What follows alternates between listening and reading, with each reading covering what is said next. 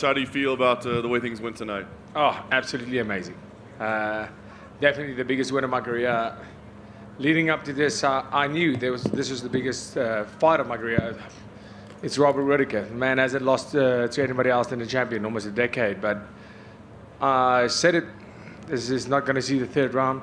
TKO in the second happened that way because, I just know my fighting style. And I guess this answers all the nose questions.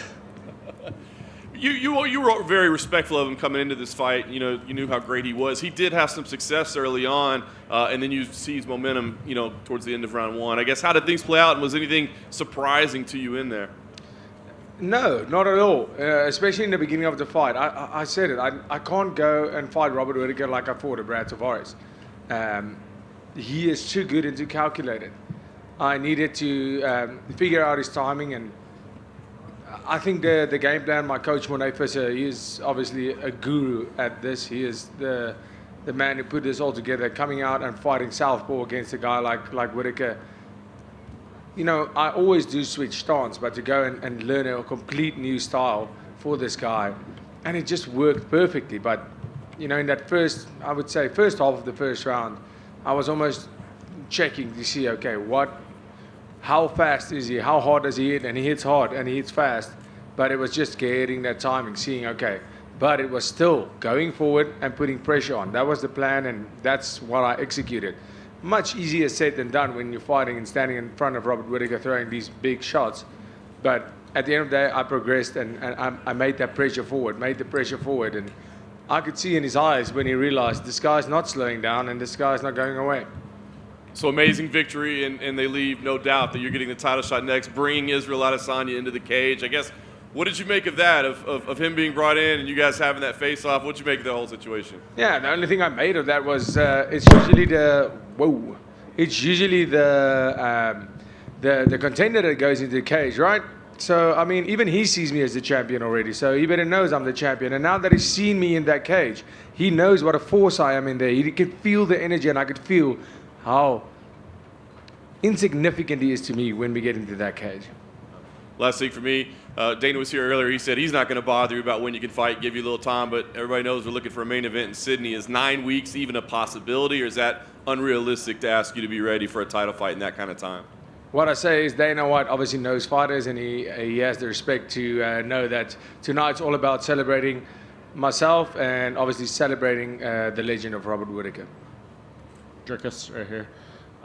It seemed like coming into this fight, a lot of people were counting you out, not giving you your respect, and it seemed like Robert Whittaker was maybe the person who was giving you the most respect in terms of what you're capable of. Do you think now the people appreciate what you're able to do in there and give you your recognition? Yeah, Robert Whittaker, like I said, smart guy, and a true warrior, a true martial artist who knows that martial arts, you are as good as your opponent makes you look. And him being the warrior that he is, he came out here tonight prepared like always, and he was in great shape. But he could see what a lot of people fail to see, and that is a style that people are used to. People are used to certain styles. They don't know our style. They don't know how we put this whole thing together. And he saw that, and that's why he said, I'm the most dangerous opponent he's ever faced. That's why he said, one mistake he made is he thought, I don't have anything to lose. And I didn't fight like somebody who doesn't have anything to lose. I fought like somebody who has everything to lose. And every time I step in there, I have my life to lose. And I will protect that with everything. I have my family name, the Du Plessis name to protect when I step in there. I have the South African flag to protect when I step in there. I have Team CIT behind me that I represent when I step in there. I have absolutely everything to lose when I step in there, and I hope everybody saw that tonight. And whether you fight Izzy in Sydney or at a later date, it seems like, given the things that have been said in the past, what was said in the cage, this could be a very kind of divisive and controversial build-up a little bit. How are you preparing yourself for that? Are you wanting to step away from it? What do you think the build is going to be like? You saw tonight, I'm prepared. I'm prepared for everything. Everything he says, anything he's behaving like a clown in there. That's not how a champion behaves. That's not how a man behaves. He's behaving like a child. Conduct yourself like a champion. there's people looking up to you and you're behaving like that, nah. You know, if that sells tickets, good for him. I'll sell tickets my way. I'm a gentleman, I'm a man, and I'll behave like a man. When you do get in the octagon with him, how do you think this fight goes? How do you beat him? I'll knock him out just like I did tonight. You know, if not, we saw his fight with Alex Pereira. If I get him to the floor, it is not even a fight. It's not even a fight. If I just get my hands on him, it's not even a fight. I will manhandle him. I've done it before and I'll do it again. And, you know, as far as the striking goes, let's take that out of the question. You are as good as your last performance. What did his last performance look like against Whittaker? Yeah, he beat him. It was a close fight. What did my last performance against Whittaker look like? So right now, that's how I plan on beating him. The same way I beat Whittaker tonight, by implementing the game plan and sticking to my style and doing what we do best. Listening to my coaches, listening to the great Mornay Visser, the great teammates I have at CIT, a small gym in South Africa, coming up with game plans with this awkward style, this style that looks completely wrong to so many people. I'm the number one contender in the world right now, so it's time to put some respect on that. Dricus over here. Congrats on the win. Very impressive performance. Thanks, you obviously had the surgery as well, sort of leading into this. How much different did you feel in there? Because you looked really awesome just from the get-go. Oh, thank you. I felt incredible. You know, I didn't want to speak on the fact too much before the fight because, you know, that's a kind of pressure that is a little bit out of somebody's control, I feel, to handle, because I can look at my fights previously and I know, I'm like, yeah, my opponents are tired too. Look, they are tired too, but I look at the fights and I'm like, for the amount of work, and I know for the amount of work that I'm putting in, I'm not supposed to be this tired. I'm not supposed to be this tired, and this made such a difference. I felt incredible out there tonight. I didn't feel a little bit tired. I felt great. And the pace wasn't low. It was a great pace, and I could see my opponent slowing down when I was just starting to get going. I could see in his eyes, in his body language, everything that I needed to, and I felt invincible in there, and it felt great. It made all the difference in the world. And Cameron Simon winning earlier on the card, and it was the case on the last event as well. How much does that help you going into the fight? Just like, you know, it's like a team mentality sort of going on this card with him winning impressively. How much did that give you like a little bit of a boost going into that fight? Absolutely, and of course the mighty Springboks beating the Aussies, the Wallabies in the rugby. It was 47-12. What an obliteration! And that was the first inspiration I got. That was the first little boost I got. You know, my countrymen can do it, I can do it. And then obviously Cameron coming in and putting up a masterful performance, because this guy is the future champion. It doesn't take a genius to see that. And you know, I'm so proud of him, and we are incredibly proud to represent the flag, the South African flag, and come over here and put up these performances once again as a duo and as a team. And it made the absolute world. And last one for me, just kind of looking ahead a little bit here. If they do end up making you and Izzy, do you think Sean Strickland would be a rightful backup in that situation if something happened? Yeah, maybe.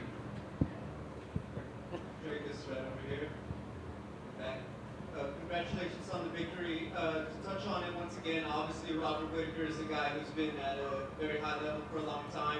What are some of the openings that you saw in the cage that you could explain for us when we watched that tape back of this performance?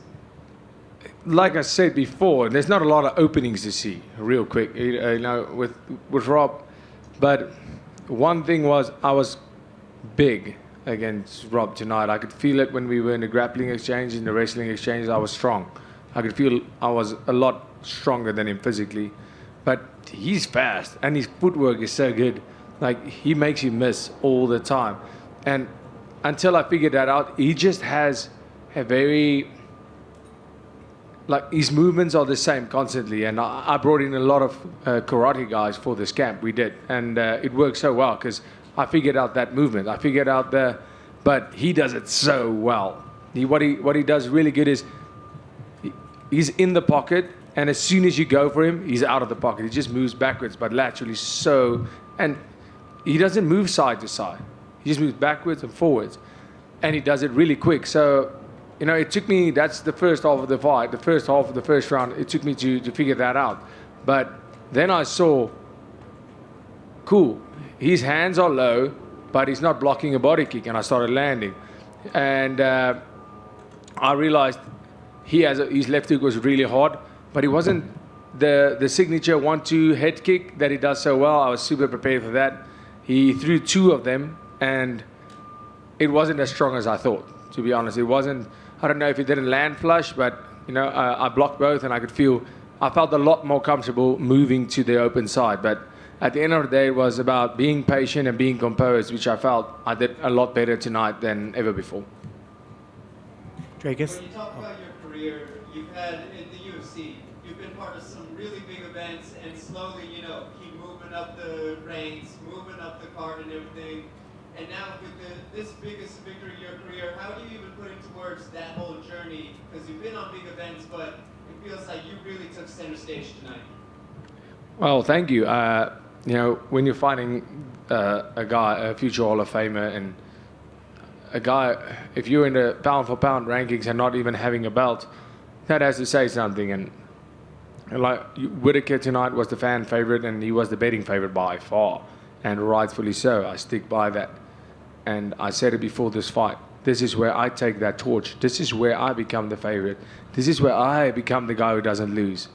And it was a massive honor to share the cage with him tonight, and to do myself, my family, my team, and my people proud, and go out here and the UFC. They Dana, Hunter, Mick, all these guys that are giving us these opportunities.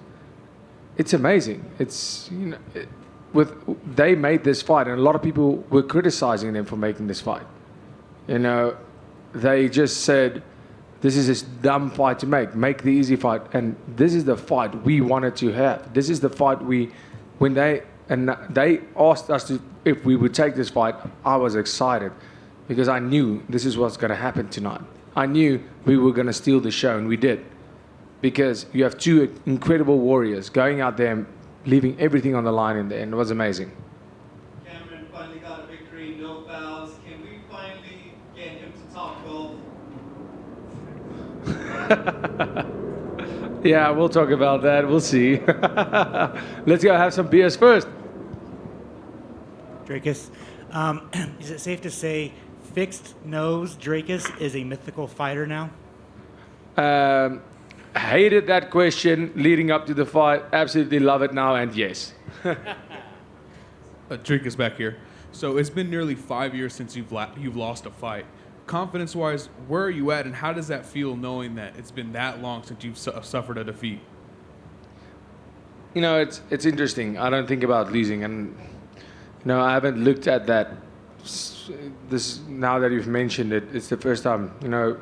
Looking back at my losses, they've all been extremely good to me. Every loss that, the 2 losses that I've had, one of them I was extremely young, and I didn't deserve to win that fight. And the last loss I had at welterweight 170, wasn't for that loss I would have been in the UFC right now as a 170 fighter where I don't belong. And that was one of the best things to ever happen to me. So, I feel as a fighter you have to some stage in your career feel loss, feel what it feels like to lose, to really appreciate that win. And now I felt it. No need to feel any more losses now.